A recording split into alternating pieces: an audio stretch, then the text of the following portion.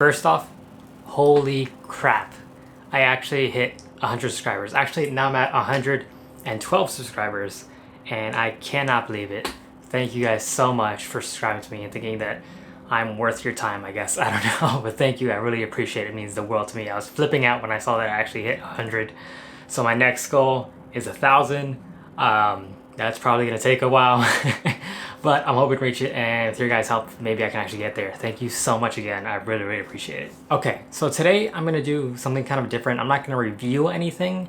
Technically, I'm just gonna kind of have a discussion with you guys because it's something that I'm actually debating myself. So I currently use the Sony a6500. That's what I'm using right now, actually. I use it with the 16-70 f4 lens, and they just announced 8 months after I freaking bought this camera, whatever. They just announced the a6500, which comes with in-body image stabilization and a touchscreen. Two features that I'm really, really desperate for because they would make this camera so much better and so much more useful, especially when I'm doing like run and gun type shooting for like commercial work.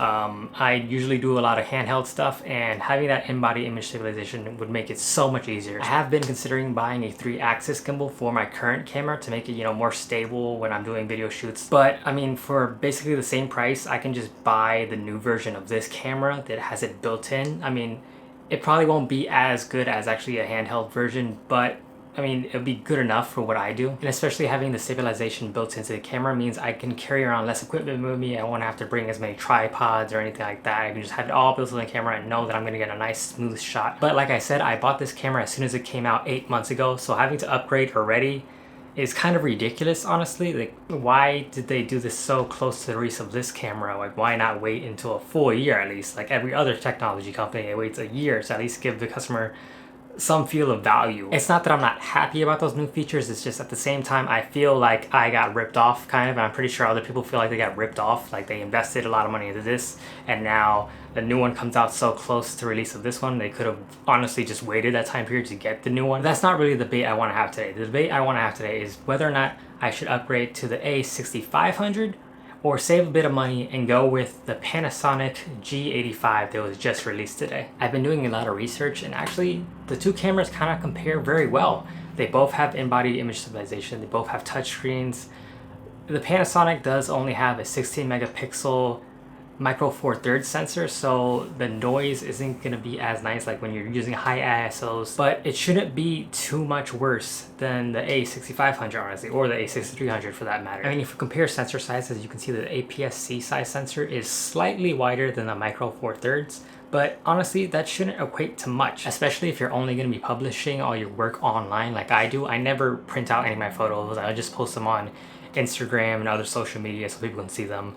All my videos are uploaded to YouTube, so either way they're going to be compressed, and any of that extra sharpness will be faded away as soon as YouTube's done processing it. And honestly, I don't mind switching systems because I only have this one lens for my Sony. I don't really have multiple lenses, multiple kits. I do have a few extra batteries for this camera, but it's not a big deal if I sold them all with the camera. Really, my biggest concern is the autofocus system. I mean, the autofocus system on the Sony a6300 and the Sony a6500 that I'm considering upgrading to is basically the same, but they're extremely advanced. They have 425, I think, autofocus points with phase detection, which is unbelievable. Whereas the Panasonic G85 only has 45 contrast detection autofocus points, which is not as accurate, not as quick, but it does have depth by defocus, which is Panasonic's patented system for autofocus.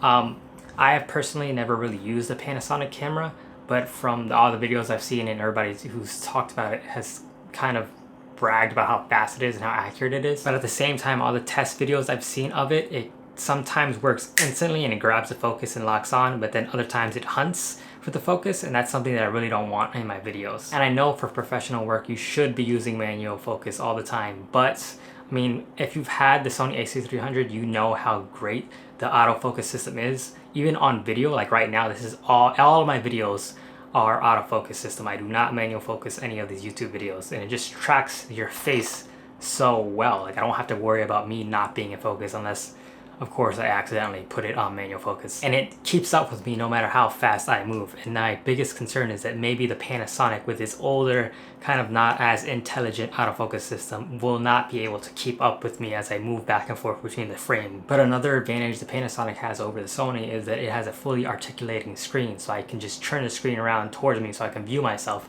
and I wouldn't have to have my cell phone rigged on top of my camera so I can actually see that I am in shot and I am in focus. Now for the setup I have for my YouTube videos, it isn't a major deal since I can just easily connect my phone to my camera and then just leave it up there. I don't really need my phone while I'm doing these videos, but it makes it one less step during my setup. I don't have to worry about, oh, I have to get this connected to the Wi-Fi of the camera, then I have to go into the app and wait for it all to load up. I can just easily turn the screen out and flip it around, and then I'm done. And from what I can see of the new Sony a6500, the touchscreen capabilities aren't as fully featured as the Panasonic. I know the Panasonic, you can use the touchscreen for basically everything. Every menu system, anything you want to change on the camera can be done with the touchscreen.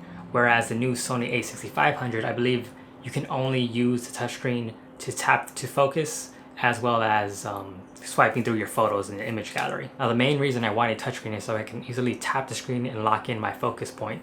So all those extra features the Panasonic offers for the touchscreen aren't really like deal breakers for me, but at the same time, I mean, it would be a nice to have. And also at the end of the day, the Panasonic G85 is about $500 cheaper body only compared to the Sony a6500. So, I mean, if you're on a budget like me, that makes a hell of a difference. And even if you were to get the kit lens with the Panasonic, you would still be saving $400 compared to the body-only Sony a6500. And the Panasonic has a larger selection of lenses you can use with their system, whereas Sony is kind of like struggling behind. They're trying to catch up, make some new lenses here and there, but they don't really have as vast of an inventory as Panasonic, because Panasonic's Micro Four Thirds system can also use Olympus's lenses with it as well, and then there's also those other third parties that aren't as big, but there's a lot more options for you. Granted, like I said, the crop factor of the Micro Four Thirds is going to be worse for, you know, the ISO levels. The higher ISO you get, the more noise you're going to get. You're not going to get as shallow depth of field with most of the lenses you're going to get with the Panasonic Micro Four Thirds. Though you can get some prime lenses, and honestly, I'd be switching, if I kept the Sony, if I switched to the Sony a6500, I'd be switching over to primes only, because all the zooms they currently offer will not give you that nice shallow depth of field that I'm really after and really longing for, especially with my f4. f4 times 1.5 gives you about f6, so you're getting about f6 worth of bokeh, which is basically nothing. So either way, I know personally I'm going to get rid of this lens eventually, but do I want to get rid of the entire system and just try something else for a little while? We also have to consider the Sony a7 II, because that actually is in the same price range as the new Sony a6500. Granted, that camera is a little outdated. It's about 2 years old now. It's most likely going to get replaced in 3 or 4 months if Sony keeps up with their schedule. But you are going to get a full frame sensor, and that's a really huge benefit over all these other crop sensor bodies. Used, I believe you can get the Sony a7 for about 1,400, maybe 1,300 if you're lucky, and you don't have to deal with any crop factor at all, so all the lenses you put on are going to be exactly what that lens says it is. And even if you didn't want to invest in an old a7 II, you could probably wait 3 or 4 months like I said, and eventually they're going to release the a7 III. And for only $300 more than what the Sony a6500 is going to be, honestly, why not just upgrade to full frame? And that's really the dilemma I'm having right now. Should I invest in the new Sony a6500 and just switch to primes? Should I just save some money and get the Panasonic G85? Or if I'm going to spend as much money as the Sony a6500 is, why not just wait a little bit longer until Sony releases a new a7 III and purchase that instead? So what are your guys' thoughts? Have you used Panasonic before compared to Sony's system? Do you like it more or less? What are the benefits? I'm looking for advice here, and I'm pretty sure other people are having this dilemma as well, so if we can all just help each other, that'd be great. And if you yourself have actually switched over from Sony to the Panasonic's new G85, I believe the G80, which is the international version, released a few weeks ago, so if you've been using it for a while, that'd be great if you can give me your thoughts on it. I'd really appreciate it. Otherwise, if you like the video, I'd really appreciate it if you subscribe. It's really helping me out. It's really making me want to continue making YouTube videos. Honestly, it makes me so happy to see that more people are subscribing and more people are commenting and leaving nice comments and asking questions. I really do appreciate it. It really does mean a lot to me. So thank you so much again. I finally hit 100. I'm really happy. But as always, stay sexy, and I'll see you sometime.